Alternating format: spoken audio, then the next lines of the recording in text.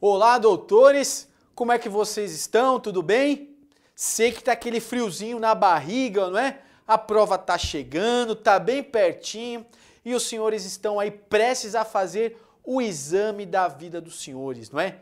Aquele nosso sonho, eu sei o que o senhor está passando aí, eu também há pouco tempo estive aí nessa mesma condição, mas eu tenho certeza, depois que os senhores passarem nessa prova, aquele peso das costas, né? A gente tira todo aquele peso das costas.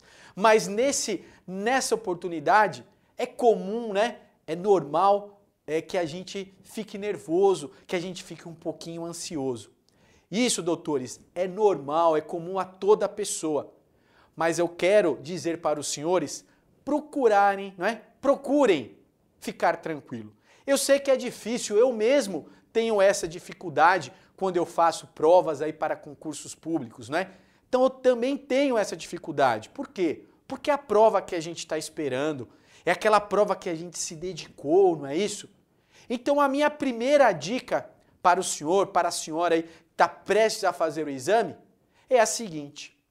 O examinador colocou o caderno de questões na frente ali da gente, a gente sempre fica naquela agonia para virar antes do tempo, né, o caderno, como se aqueles segundos fossem capazes, né, de conseguir aí aprovação, né, da nossa aprovação no exame de ordem.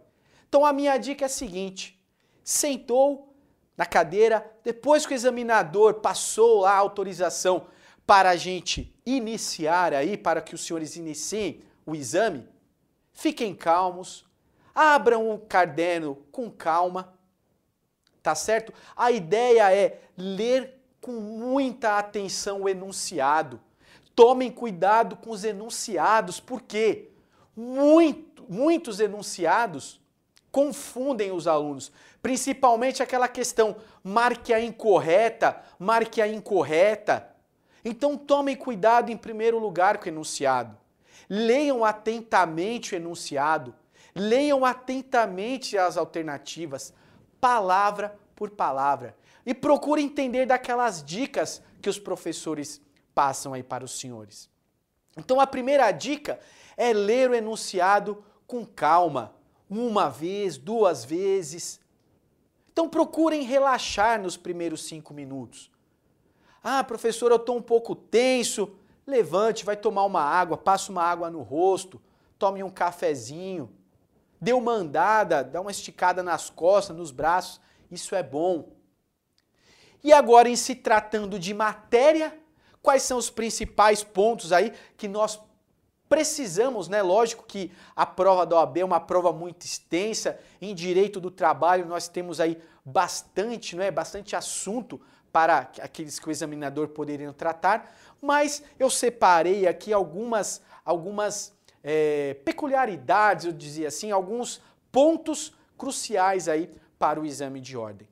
Em primeiro lugar, então, em direito do trabalho, eu vou lembrar o quê? Eu vou lembrar da relação de trabalho e da relação de emprego. Eu vou lembrar de que relação de trabalho é um gênero que admite diversas espécies, entre elas a relação de emprego. A relação de emprego que eu tenho, como é que eu caracterizo a minha relação de emprego? Eu vou lembrar aqui dos requisitos SOPA, subordinação, onerosidade. Então lembre do SOPA, pessoalidade, pessoa física, habitualidade e alteridade. Aí eu tenho o quê? A relação de emprego e não a relação de trabalho. Imaginando, prosseguindo aqui, se existe uma linha de tempo, eu comecei a trabalhar, então, tenho reconhecido a minha relação de emprego e dentro dessa minha relação de emprego, o que eu tenho que lembrar? O contrato de trabalho. O contrato de trabalho ele não pode ser alterado em regra. Ele só pode ser alterado se ele não causar prejuízo ao empregado. Lembre-se desse detalhe, é o princípio da inalterabilidade do contrato. Lembre-se também da questão da intangibilidade salarial. O salário não pode ser mexido, vamos colocar assim. Apenas os descontos que a lei permite, como por exemplo o desconto e aviso prévio, se o empregado não cumpriu o aviso prévio. Dentro ainda desse contexto, eu preciso lembrar do quê? De jornada de trabalho. Jornada de trabalho a gente lembra da regra geral. 8 horas por dia e 44 horas semanais. Lembra-se aqui da jornada do trabalho do bancário, que ela é reduzida, 6 horas. Não se aplica ao empregado de cargo de confiança, o bancário cargo de confiança. Ele pode trabalhar até quantas horas ele conseguir. Então lembre-se também desse detalhe, jornada de trabalho, eu tenho que lembrar o que também aqui? Eu tenho que lembrar da súmula 349 que foi cancelada. A súmula 349 falava que a atividade insalubre necessita de autorização, não é? A prorrogação necessita de autorização. E essa súmula foi cancelada, súmula 349 cancelada. Tomem nota que isso daí pode ser o objeto da prova dos senhores também. Um outro assunto que eu não posso deixar de lembrar aqui com relação ao aviso prévio. O aviso prévio hoje nós sabemos que ele é proporcional. Ele é proporcional ao tempo de serviço. No primeiro ano, o empregado tem 30 dias de aviso prévio. Esse é o mínimo que a Constituição prevê.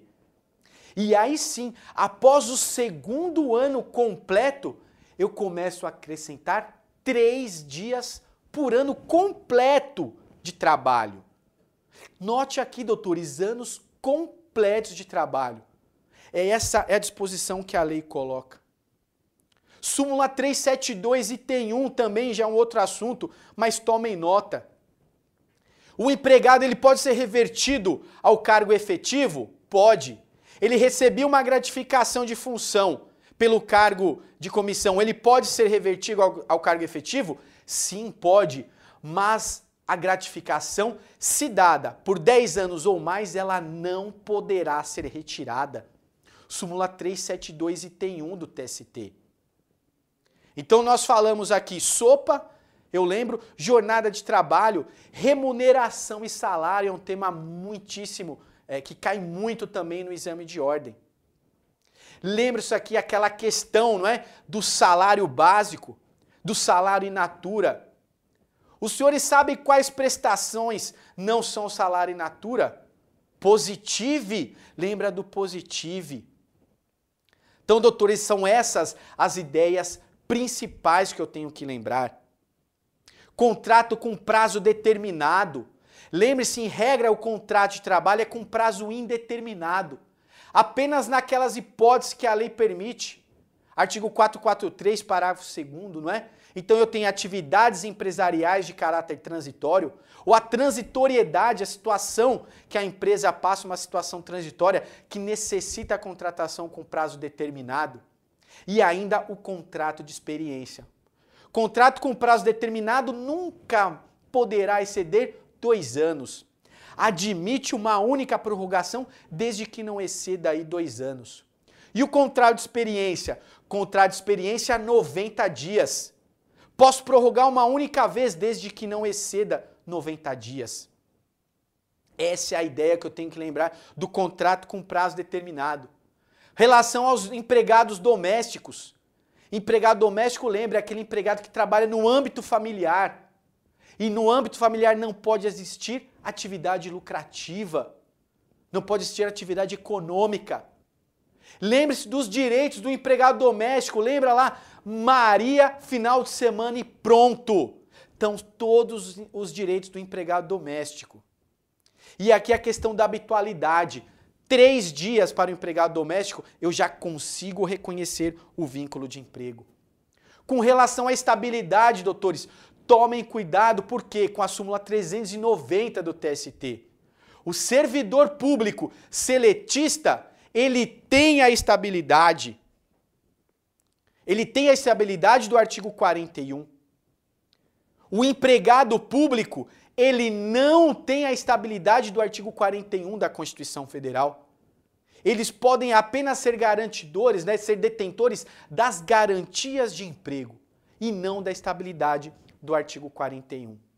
Tudo bem, doutores? São essas aí as considerações que eu tinha para fazer nesse espaço de tempo. Façam todos uma boa prova, uma boa sorte. Eu sei que sempre é bom, né? Sorte também, mas o estudo dos senhores será determinante aí para a aprovação. Contem sempre comigo. Boa prova, um forte abraço e até logo.